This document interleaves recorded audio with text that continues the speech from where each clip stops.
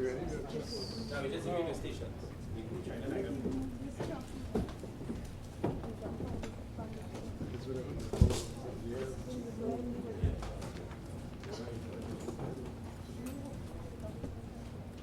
What do you hear Colin Hassan? At least say it's safe for them ship to go to thing. What do you hear that? Is he going on the ship? Is he going? He said it's safe. Is he going? He said it's safe. The ship sailed, he may never come off board. They never came off shore. To you, members of the media, we wish to welcome you and thank you for coming to cover this very important event. We wish to make public that the OWTU has been attempting to get the Petroleum Company of Trinidad and Tobago to put in place the necessary protocol, the necessary standard operating procedure to deal effectively with the threat of Ebola virus that the employees at the port of Pointe-à-Pierre or any other port of entry at PETROTRIN or in the marine environment may be exposed to. And so it is out of an abundance of caution, coupled with the fact that the workers express their concern, their deep concern for that environment and for the exposure, given the nature of their job and given their interaction with crews calling at the port of Pointe-à-Pierre, crews emanating from international waters and from various ports around the world, including South Africa and West Africa. It is for that reason the union requested of the company to sit down with us and let us arrive at a proper protocol to deal with the threat of Ebola virus. And therefore, the ship Yellowstone, overseas Yellowstone, arrived on our shores at the port of Pointe-à-Pierre sometime on Thursday. And from that time to now, the union had been attempting to get the company to sit down and to discuss with us so that we can arrive at a proper protocol.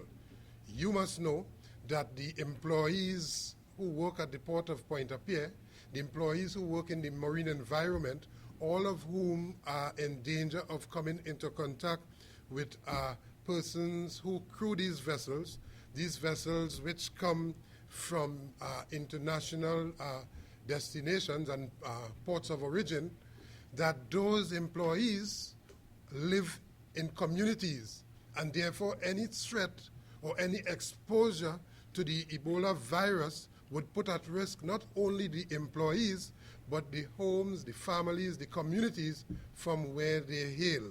And therefore, it is in the national interest when we take action and we call to attention the company to account and to put in place the necessary protocol. It is not just in the interest of the workers of Pointe-à-Pierre, but it is in the interest of the national community.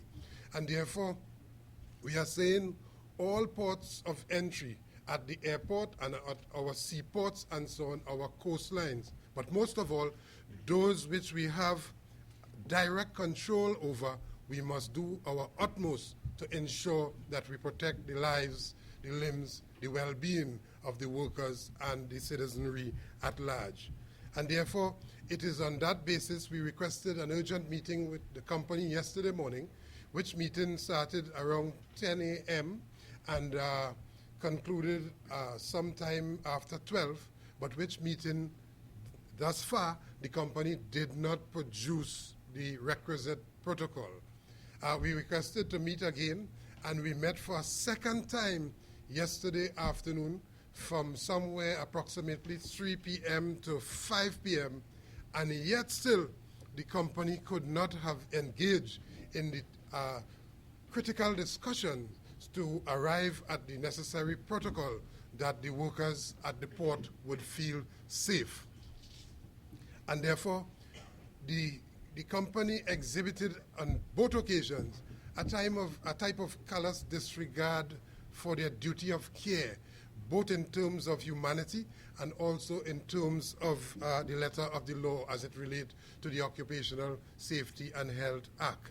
And so we requested, even at that meeting, the presence of the line that is responsible for the port operations. That is to say that the superintendent and the manager of the port operations at Pointe-à-Pierre, so that any discussions that we would have had, he would have been involved in that discussions and therefore been able to contribute to the discussions and to roll out any procedure immediately to those persons he superintended. And that was not to be because the company steadfastly refused to bring to the discussion a member of the line at the port at Pointe-à-Pierre or elsewhere throughout PETROTRIN. Additionally, we requested an independent authority coming from the Ministry of Health to discuss with us and to allay the fears and concerns and anxiety of the workers that they are expressing, and correctly so, on the basis of this threat of the contracting of this dreaded disease. And so that too was refused by the company to bring to bear in those discussions, bring someone from the Ministry of Health with the level of authority, knowledge, and know-how to be able to develop with the union the requisite protocol to handle the situation at Pointe-à-Pierre. Now, bear in mind, all of this is happening against the background of a particular type of management at PETROTRIN. And before I go any further, let me just give you a gentle but frightening reminder of what we are dealing with. We are dealing with a management of a state enterprise that on December 17th last year, in the height of the Christmas season, we had one of the worst environmental disasters that ever visited our country. And so, to this date, the residents of La Brea and the coastline community adjoining La Brea, they are still reeling under pressure as a result of the after effects of that major oil spill of some 7,000 plus barrels of fuel oil on the shores of La Brea and the coastline community and so on. And thus far, the company has not taken charge and taken full responsibility for the fallout of that. There are still a number of residents in La Brea and the adjoining community who are still suffering with health problems and health issues as a result of that exposure on December 17th last year. And you would also recall the major public relations effort on the part of the company to try to spin the responsibility away from themselves before taking charge of that situation. And thus far, the union is totally dissatisfied with the way in which the company responded. But if that is not bad enough, you would also recall on July 29th this year, on the heels of what occurred on December 17th, a major tank rupturing MP6 in the refinery. That tank ruptured after many years of recommending its to be taken out of service, and that recommendation being ignored. That tank ruptured and put at risk the fence line community in Marabella. But you would also remember what is very acutely critical about that situation is that those residents were not informed about the danger to their health and their lives as a result of that major tank rupturing going into the Garakara River and so on. That information was withheld. Indeed, the residents were not evacuated in a timely manner, and they are yet to be evacuated. You would also take note of a number of reports coming out of the community about respiratory problems, health issues, and so on, as a result of that particular exposure, and the company is yet to take responsibility. Now, I say these things to bring us back to the situation that we are involved in. This is a company, here you have a management displaying callous disregard for humanity, human persons, human lives, community, and country, And it is the same management that is badgering and bullying the workers to have them place themselves in harm's way at the port and Pointe-à-Pierre. And we in the Oilfiels Workers Trade Union are saying that we reject that. We are going to resist it. We are going to use the letter of the law that provides a defense for those workers in the case where they feel their lives and their livelihood and their limbs are threatened as a result of that particular exposure and so on. So that it is a pattern carried out by this management, a disregard for the workers, a disregard for proper procedures and so on, that continue to lead us in the downhill direction, which will, at the end of the day, which will not benefit neither the company nor, of course, the workers or national community. Now, we have been told by the management that it is safe to operate or to go and to berth that vessel. The workers are being told that it is safe, but the company is relying on an age-old procedure, a procedure that does not take into account the threat of a deadly Ebola virus. And so what the level of clearance that they would have given to the crew to berth that ship for our workers, our employees, our members to put themselves in harm's way is a health clearance certificate that has been in existence long before the issue of Ebola hit the attention of the international community and so on. And therefore, it is on the sign-off of a port health officer who is not a medical officer, who is not a medical doctor, who would have boarded the vessel 5:20 and departed at 6, some 40 minutes, and given clearance without even checking out or examining the crew to determine that none of those crew, no member of the crew on that vessel has exhibited any symptoms of Ebola or so. We are saying that we are aware that the information volunteered on the part of these crews are not always foolproof. That even though their manifest might tell you of their port of origin or their different ports of call, that where they take bunker on the open seas, where they get fuel, where they reload and so on, they would not volunteer that information. And it is quite possible that if for one reason or another a member of their crew develops some kind of symptoms, they would not volunteer that information. So all we are saying to the PETROTRIN management is to let us put in place the type of heightened alert, the type of protocol that carries the assumption that something is wrong, and therefore we will protect ourselves in a way that protection will preserve the lives and the health of the workers who are asked to board those ships. None of the management, neither the president of the company, the human resource corporate manager, Keith Ramnath or Khalid Hassan Ali or the chairman of PETROTRIN, none of them would put themselves in harm's way to board that vessel or to berth that vessel. And we are saying that it is wrong. It is morally wrong. It is ethically wrong. It is unsafe. It is dehumanizing to instruct or to bully workers to do a task that place themselves in danger, in threatening their lives, when you yourself cannot board the vessel because you want to preserve your life.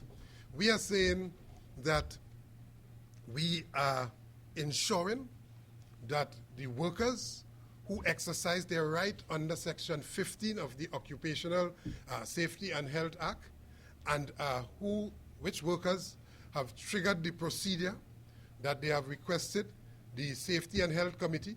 The company is yet to convene that committee, a committee that the law requires in such a situation to make a determination and to bring to bear in the discussions the level of expertise and to arrive at the requisite protocol. That is yet to happen.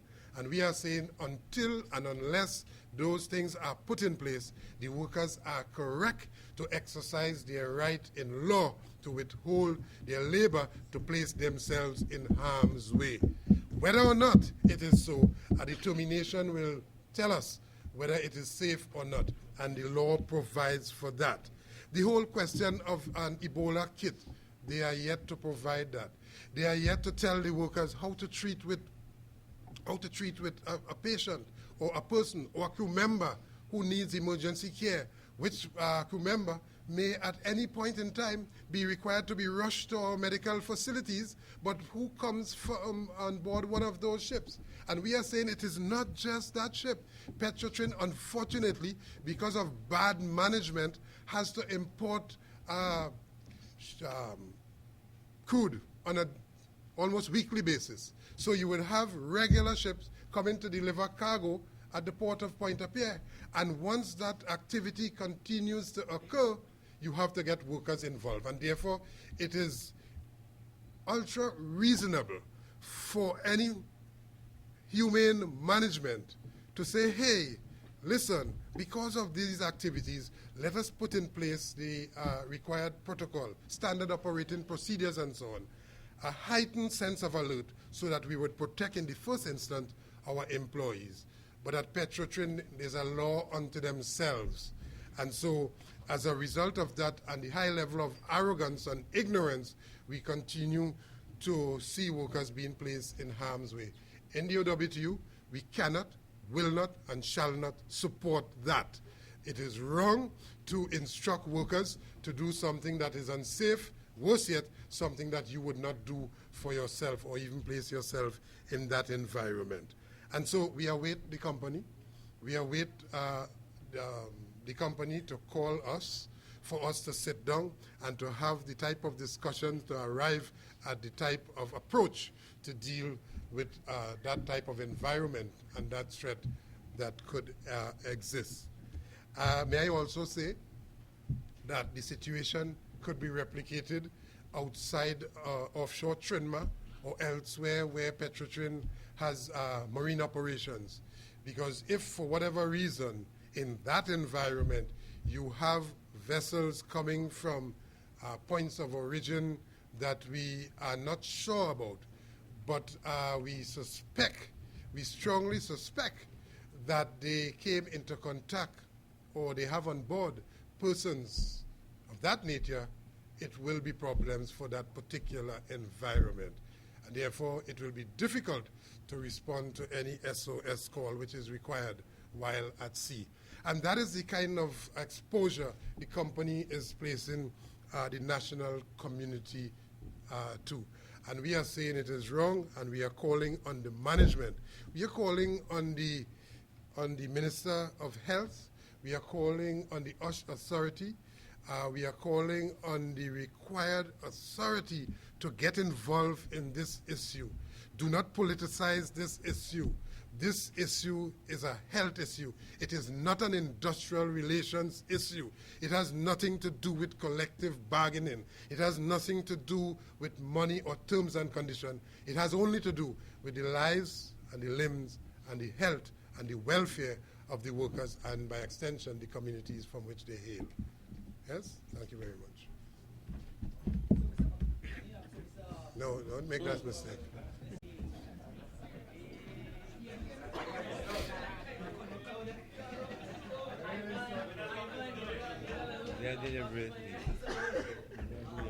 Years ago, I would have liked you to make that mistake. The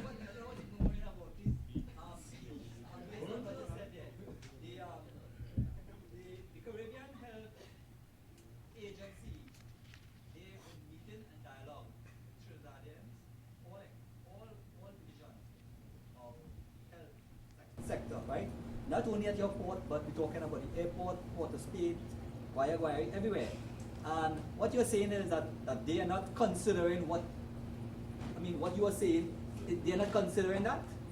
We are saying that here we have a situation where workers are at work for 24 hours, and because of the nature of that activity, they are required to come into contact with vessels that comes from ports of origin throughout the world. And we are also saying whatever discussions that are taking place at the level of the region or even at the level of the government, that discussion does not bring to bear the requisite protocol for these workers to operate. In other words, those discussions are remote and far removed from the type of discussions that we would want to have. Let us have someone who is involved in those discussions and who, because of those discussions, come to the required protocol and standard operating procedures. In such a situation, let us have that input fed into the operating procedures, the standard operating procedures for the PETROTRIN worker. We have not had the benefit of that. And may I say that you can have a fence that is 10 or 12 or 15 or 20 feet tall, and that fence could surround your house, and it with razor wire and so on. But inside of that fence, you can have a hole, a gaping hole. The fence is as weak or as strong as that gaping hole. At the port of Pointe-à-Pierre, that port of entry, it is it carries a great possibility that we can have entering into Pointe-à-Pierre and into our country via that port because of the lax business as usual approach of the management, and perhaps supported by who else. We can very well have the country exposed to the virus, and we are about to plug that hole. That is what we are about. Yeah? Now I know you all have the OWTU, and we also have the PSA, who is also part of the bargaining bodies of points of entries in Trinidad and Tobago.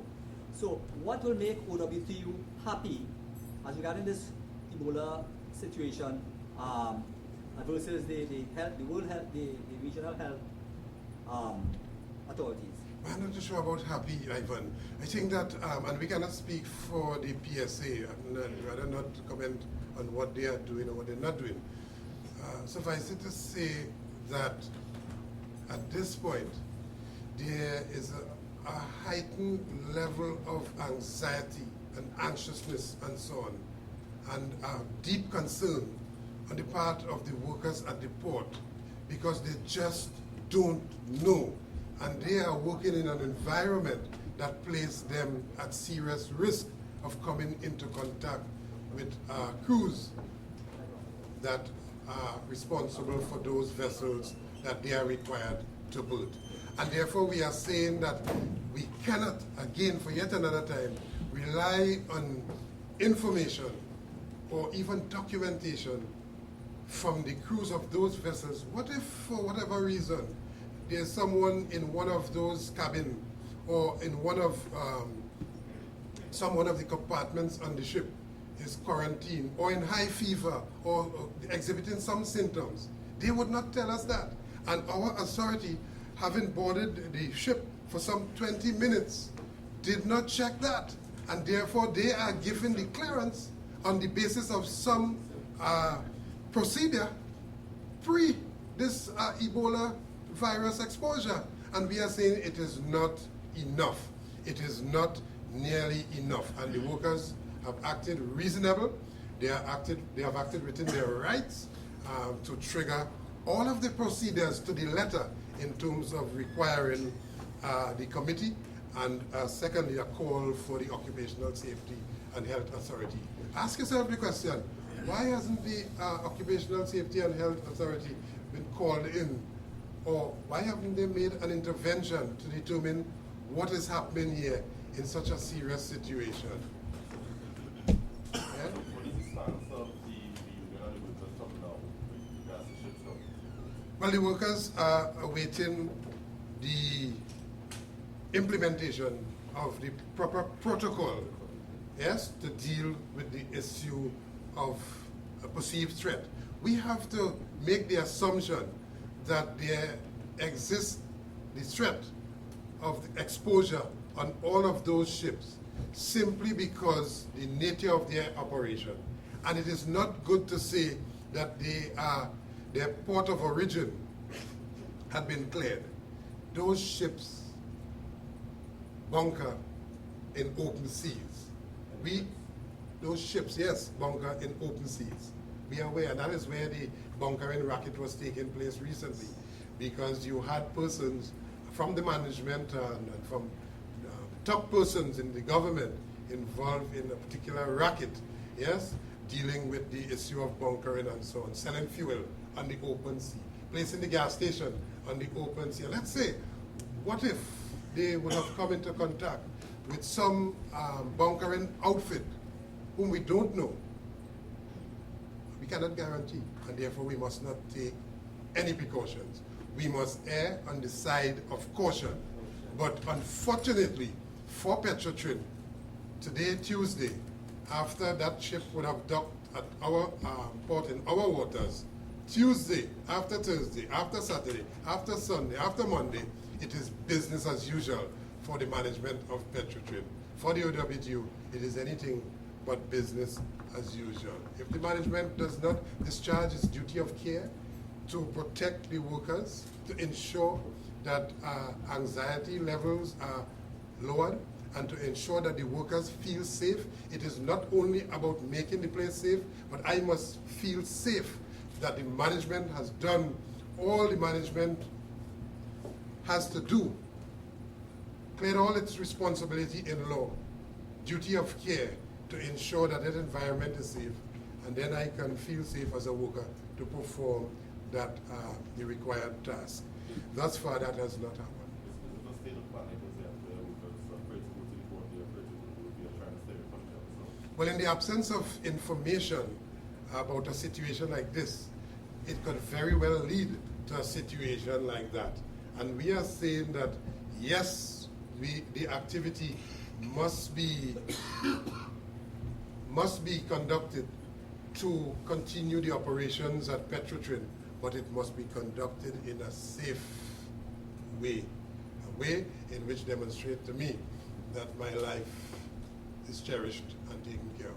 Mr. Roget, would it be fair enough to say that the management of PETROTRIN is not taking heed of the employees and this country for the safety of this Ebola crisis that is affecting the world? Well, I think if you write the story, I wouldn't be annoyed with it if you put it that way, because we are saying that not enough is being done, and it is business as usual. Even if you have to go to inspect that ship, you yourself would want to have to put on the proper PPEs and so on, and to make sure that you are safe. Because when you disembark that vessel, you are going home and you are going into the community and so on. And therefore, if you contract any Ebola virus or so, you can expose the national community through that weak point. And we are trying to strengthen that point. And we are saying that no effort should be spared on the part of the management to ensure that that environment is safe and the workers' lives are protected. So PETROTRIN is not supplying the adequate amount of Absolutely not. garments Absolutely to not. facilitate on your job? Is that bottom line? That's what The PPEs and so on, yes, the personal protective equipment and so on, they have not sat down and determined what are the required PPEs in this instant, what are the foolproof PPEs, and make it available to the employees, and to put in place standard operating procedures. That is to say that every employee would follow that procedure to the letter. Yeah? what about management's case that's being put forward that it could affect the operation of the PETROTRIN itself, especially with the airport prices? I think that speaks volume for the value they place on human lives and so on. And we want to veer away from that approach where we pit human lives as against revenue and so on. We feel that we value human lives above and beyond any amount of revenue the company can ever dream to earn as a result of the production of a particular product produced by the same worker. Yeah? Mr. Roget, do you know this size of this particular vessel and the amount of crew that may be on the vessel? Well, I don't know. That is somewhat. Yes, I'm told that 750,000, that's barrels, barrels, not gallons as one minister said. Barrels. Is there a time frame for union to bring PETROTRIN to put in place the necessary protocol? As failure to do so, what action do you have? Well, we had hoped that we would not have had the reasons to trigger the Occupational Health and Safety Act, that is section 15 and 16 and so on, the implementation of the committee. And that is why we were engaged in discussions with the company. But the company seems steadfast, not too sure where they are getting their advice from, but they seem headstrong that they will not engage or have present an official of the ministry in the discussions. They will not divulge what the protocol is, or they will not, at this point, and even engage the Safety and Health Committee. And so we are waiting on them, consistent with the law. And let me say again that the law gives the worker, any worker, the right, if he or she believes that he is in imminent danger, that an unusual circumstance has arisen that places his life or health or limb at risk. This is an unusual situation.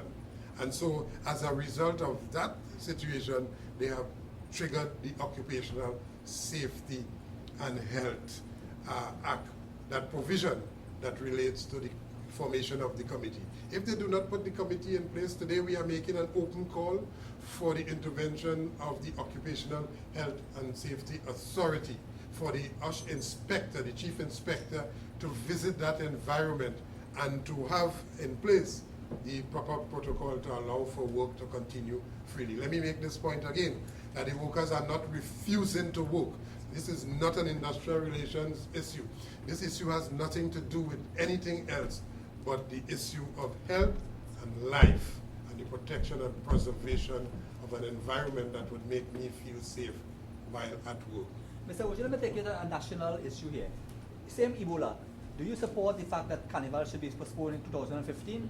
What's the union standpoint on that? Yes, I don't know. We want to get. I know, no, just in those those discussions as yet. I know. I think, Ivan, charity begins at home, and what we need to start to do is to protect the areas under our supervision and control. And the port of Pointe-à-Pierre is one such area. And let me just make the point that even if you ban Carnival and you have a reckless management at PETROTRIN that would allow for ships to call at the port of Pointe-à-Pierre without the proper protocols in place, no banning of Carnival would assist. What would assist is calling that management to account and to ensure that they discharge their duty of care and responsibility to the employees. That is what is required, and it is not happening. So I wanted to thank you very much, and we hope that through your medium, the national community will be alerted that for yet another time, the national community is exposed by virtue of the lack of protocol and procedure at the port of Pointe-à-Pierre and elsewhere in the Trinidad.